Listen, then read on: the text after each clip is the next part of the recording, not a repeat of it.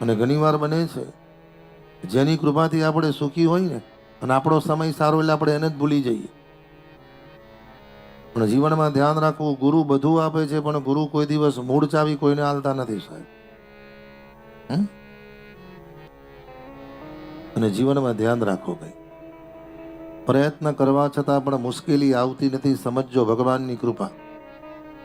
તમારી સામે ગમે તેટલા પડ્યા હોય ને ગમે તેટલા દુશ્મન હોય છતાં પણ જીવનમાં તમારો વાળ પણ વાંકો થતો નથી. સમજવાનું ભગવાનની કૃપા.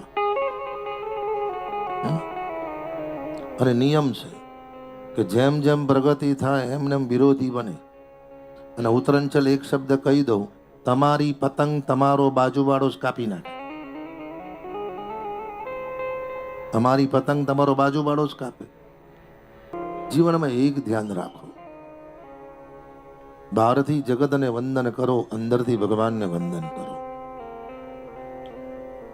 કોઈ આવે તો એક વાર જય શ્રી કૃષ્ણ, ના આવે તો 2 વાર જય શ્રી કૃષ્ણ, અને કાયમ માટે ના આવે તો 1000 વાર જય શ્રી કૃષ્ણ.